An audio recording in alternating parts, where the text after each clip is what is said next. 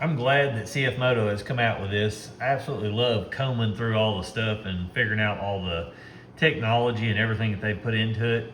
And, you know, like I said, this is just going to push the industry further, especially with the Polaris Expedition. I own one, and if you haven't been on the channel, I've got a ton of content with that. I'd love to get one of these out for comparison.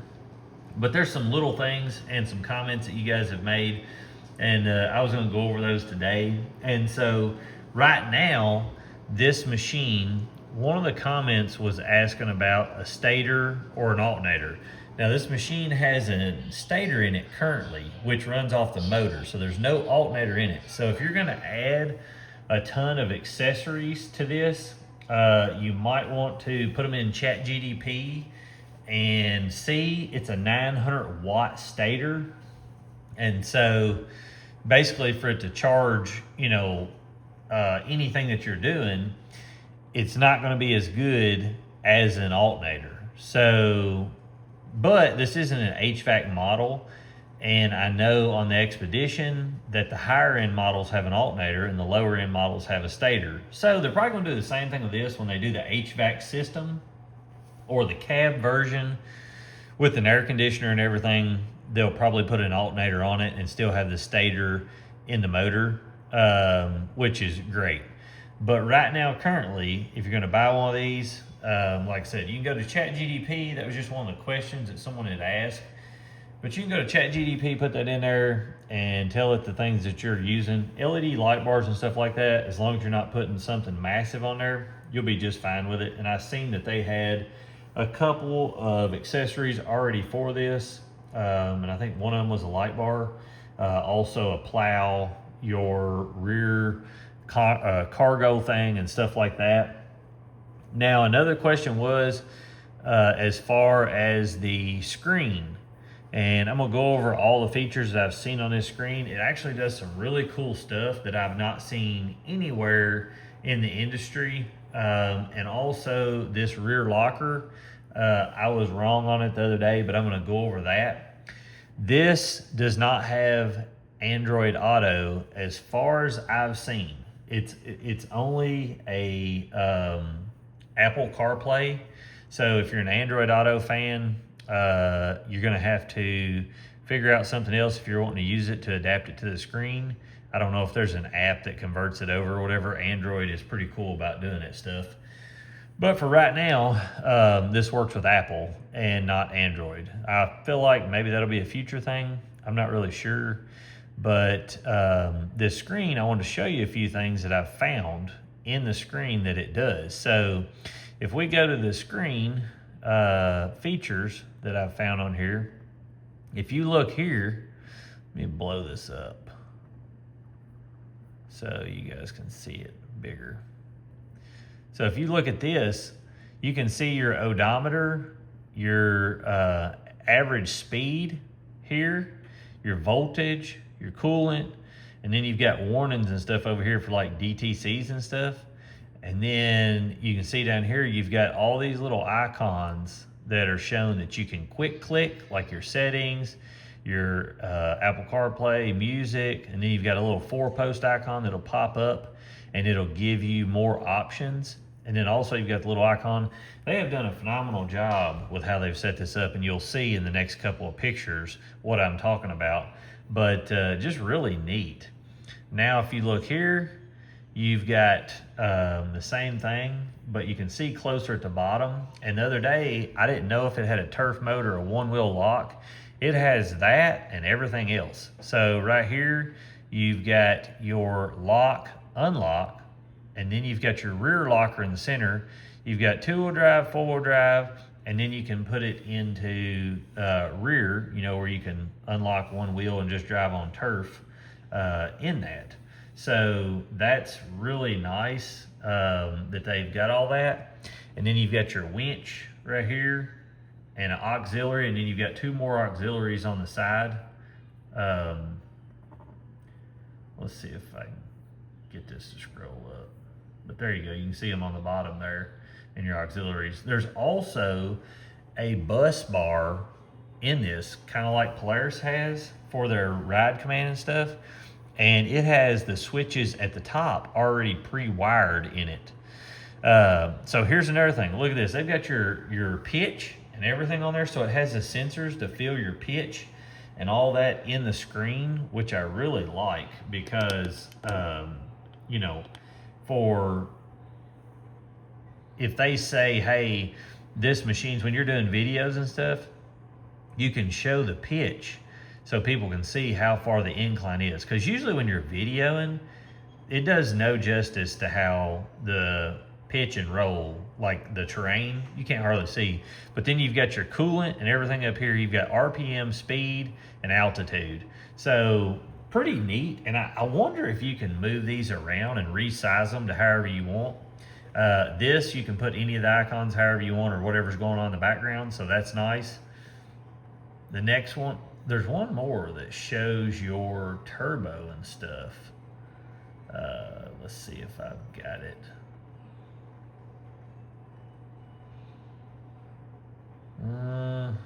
Not seeing it. So anyway, there was another one on there that showed your turbo and a few other things. So you could actually see the boost along with how much, you know, PSI it was and your RPM and all that. I really like that. So that little screen, you can see about any dynamic in the motor. Another thing is the steering has 4 adjustable modes on the steering wheel. So if you're, you know, want low, medium, or high, here's the steering wheel. So you can adjust the modes in it and adjust them if you want to ride. Like if you're riding slow, you can turn the speed up to make the steering wheel a lot easier to turn and everything. And then if you're riding fast and you don't want it to have a bunch, like feel like you're, you know, real lightweight, you can adjust it higher or lower. And then you can put it in medium, or you can just put it in auto and send it, which is where most people will probably leave it because they don't want to switch all the time. But it's nice that you have those modes. I like that in Can-Am, and Polaris doesn't do that. So it's nice to see that they've got that in here. The winch also is synthetic rope, so I really like that. A lot of the machines put that hard cable in there, and I do not like that. I'm not a fan of that at all. The turf mode or whatever was something that I was, you know, like I said, I was talking about. I don't know how they've set this one up on the Expeditions. Someone asked a question about what I said last time. In turf mode, if you're going in reverse or you're doing things in turf mode and you forget, you can break that gear pretty easy. And I know they've kind of upgraded and swapped it over time, but in the Polarises, it's a well-known thing. And a lot of people delete the turf mode. Now, I have never had trouble out of mine, but I see it all the time on the forums. So it's just one of them things. I don't know how CF Moto will set theirs up and do that. But in the rear back here, you can see on the shock here, the rear shock and the QSE, like I said, you can switch these from inside the cab, which is really nice. You can see the sway bar link here for the rear, and then your brake booster and stuff in here in this little area. But this is going to be an excellent machine. Pretty excited about it. You can see here so if you look at the rear thing, you can look in here. This is from Mike McCoy on Facebook, but you can see the CF Moto rear windshield window and the storage container that's in there. It's really nice. It connects right into your link system or whatever they're calling it. But you can see here how nice the clasp is, and it connects right on your side rail that comes from the factory. Then you can see the side glass here. So you can get side glass, rear glass. You can get all the glass almost, except for your 2 side panels, as far as I know right now. But like I was saying, this here, I mean, I think for a lot of people that this is an exciting machine, and I just like all the little tidbit things, so I want to kind of go over those with you guys, tell you what I'd found so far. Now, one of the guys on the forum was saying that let's see if I can find a comment. Let's see. So I don't know if this guy was at the show or whatever, but he is in the Polaris Expedition mods, aka X mods, and basically he was saying he didn't like the unsealed plain A-arm bushings and the lower ball joints being upside down to collect and hold water. Also, typical traditional roller bearings for the wheels. Those are small changes that add a significant amount to the life expedition. Things like that. So you can take that for what it is. I haven't seen up in there personal, and I haven't seen anybody advertising that. But, you know, just from what I've seen, the expeditions are built really well. I see people giving these things a beating, and they hold up really well. Now, this will be one of the things as far as the CF Moto that we will have to wait and see over time. But I'm excited that they're pushing the boundary and they're trying to, you know, it seems like CF Moto, and I'm all for an American company, but Polaris uses a ton of Chinese and, you know, other country parts. But I'm excited that they are, now, on Polaris' side, they're the ones that innovated this group, starting from the General to this. And the Expedition has really set the forefront for cabbed machines and is still, hands down, the best cabbed HVAC machine that you can buy currently. I do think this is going to give it a run for its money as far as what they're offering, because this, you know, trailing arm setup, having to be able to change the settings in the cab, it being long travel in the rear with the trailing arm, it's just going to ride better than an AR machine. Now, when I seen it jumping and going around the track, it's definitely rear heavy and kicks the rear end up when it jumps. But, you know, who knows? There's a synthetic rope right there.